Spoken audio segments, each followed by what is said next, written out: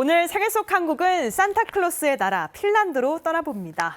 우리나라와 핀란드는 끊임없는 혁신을 통해 국가 경쟁력을 키워나가고 있는데요. 양국 간 협력 상황 김정하 주 핀란드 대사로부터 들어보겠습니다. 안녕하세요. 예, 안녕하십니까? 네. 자, 핀란드 로바니엠이 산타클로스의 고향으로 알려져 있는데요. 그런 만큼 이맘때쯤이면 아마 가장 바쁜 곳이 아닐까 싶습니다. 12월 산타 마을의 모습은 어떨까요? 예, 12월이 되면 한국을 포함한 전 세계에서 산타와 함께 크리스마스를 보내기 위해 많은 관광객들이 로바니에미 산타 마을을 찾습니다. 로바니에미 시는 핀란드 수도 헬싱키에서 약 800km 정도 북쪽에 위치합니다. 도시 대부분이 북극권에 속해 있고 아름다운 설경과 오로라를 감상하며 산타 마을에서 산타클로스를 만날 수가 있어서 대표적인 겨울 관광지로 꼽히고 있습니다. 사람보다 술록의 숫자가 더 많다는 통계에서 볼 수 있듯이 북극권의 자연을 있는 그대로 느낄 수 있는 곳입니다. 작년 12월 로바니에미 방문객은 이 지역 주민 6만 5천여 명보다 약 15,000명이 많은 8만 명에 이르렀습니다. 산타 마을에서는 산타클로스가 관광객을 맞이하고 산타 우체국은 전 세계 어린이들에게 산타의 답장을 전하는 역할을 합니다. 산타 우체국에서는 관광객들이 가족이나 친구에게 산타 마을 풍경이 담긴 엽서를 보내며 손편지의 감성을 느끼는 모습도 볼 수가 있습니다.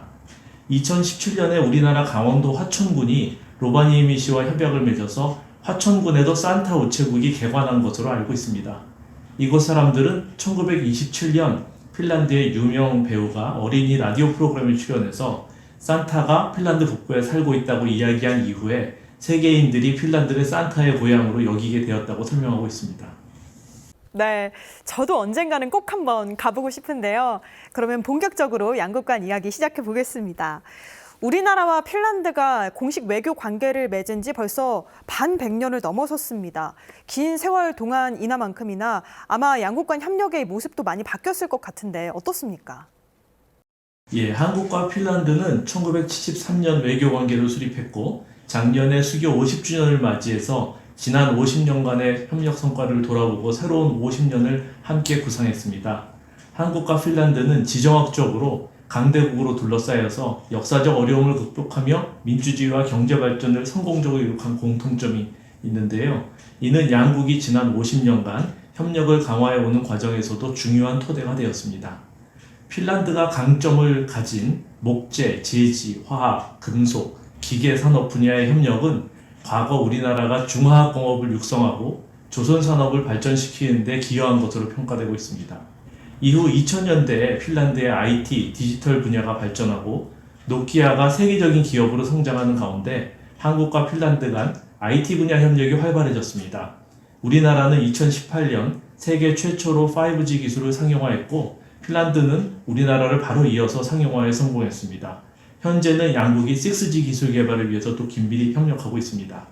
또 양국은 또한 친환경 에너지, 양자 컴퓨터와 같은 미래 산업 분야에서도 협력을 활발히 하고 있습니다. 이렇듯이 한국과 핀란드는 혁신과 기술 개발을 바탕으로 시대 변화에 선제적으로 대응하며 경제와 산업을 발전시켜온 파트너로서 협력해오고 있습니다.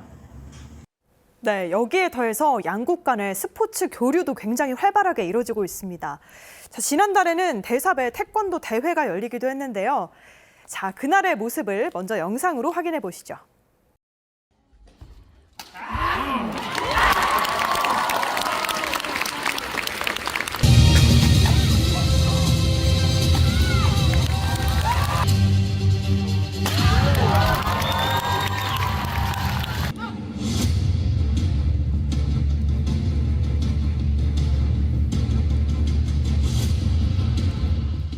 관람석을 꽉 채운 관객들의 모습을 보니까 태권도에 대한 열정이 얼마나 큰지 알 수 있을 것 같은데요.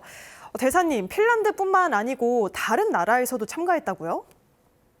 예, 대사배 태권도 대회는 2015년 시작해서 올해 9회 대회가 개최되었습니다. 이 대회는 북유럽과 발트 지역 국가들도 참여하는 국제 대회로 발전해 왔습니다. 특히 금년에는 우리나라 국기원 태권도 시범단이 최초로 핀란드를 방문해서 시범 공연을 선보였고 900여 명의 관객들로부터 그 기립박수를 받았습니다. 또한 핀란드 국영항공사인 피네어가 국기원 시범단을 초청해 헬싱키 국제공항 내에서 개최한 태권도 행사도 큰 호응을 얻었습니다. 양국 간의 스포츠 교류의 역사는 수교 이전인 1952년으로 거슬러 올라갑니다. 우리나라는 전쟁 중이던 1952년에 헬싱키에서 개최된 하계올림픽에 참가해서 동메달 2개를 땄습니다. 당시 미수교 국가였던 핀란드에서 개최된 올림픽 경기에 전쟁으로 어려움을 겪었던 우리 선수단이 참가해서 메달을 딸 수 있었던 데에는 핀란드 정부와 국민들의 호의적인 관심과 지원이 큰 힘이 되었을 것으로 생각합니다. 한국과 핀란드는 코비드-19로 인해서 대면 스포츠 교류가 어려웠던 시기에 양국 모두 게임 강국이라는 점에 착안해 시작한 한 핀란드 e스포츠 페스티벌을 매년 개최하고 있습니다. 이 행사는 양국 게임 산업 종사자와 게이머들 간 교류를 촉진하고 한국의 게임 프로그램을 전 세계에 알리는 역할도 하고 있습니다. 오늘 말씀을 들어보니까 한국과 핀란드가 굉장히 다양한 영역에서 협력하고 있다는 생각이 드는데요. 양국이 또 혁신이라는 가치를 두 나라 모두 중요하게 생각한다는 점에서 앞으로의 협력도 더 기대가 됩니다. 관계 발전에 대해서 어떻게 전망하십니까? 예, 핀란드 정부는 민주주의, 시장경제, 법치주의 등의 보편적 가치를 공유하는 국가와의 협력을 우선적으로 모색하고 있습니다. 핀란드 정부가 발표한 외교 분야 정책에서도 한국과 같은 유사 입장국들과 협력을 강화하는 것이 중요하다는 것을 명시하고 있습니다.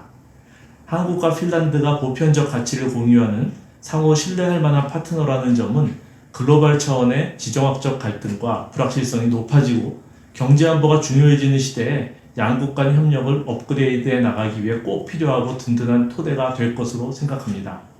이러한 토대 위에 양자기술, 우주기술, 친환경 에너지 등과 같이 혁신 마인드를 바탕으로 하는 고부가가치 첨단 미래산업 분야에서의 협력이 보다 활발해질 것으로 보입니다.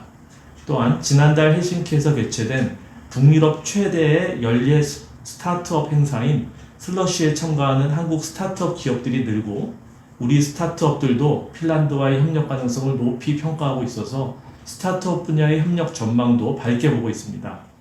한국과 핀란드는 각각 아시아와 유럽의 관문 역할을 하면서 양국 간의 협력이 아시아와 유럽 간의 협력으로 확대될 수 있도록 하기 위한 노력도 함께 해나갈 예정입니다. 네, 오늘 말씀 잘 들었습니다. 지금까지 김정하 주 핀란드 대사와 이야기 나눴습니다. 고맙습니다. 예, 감사합니다.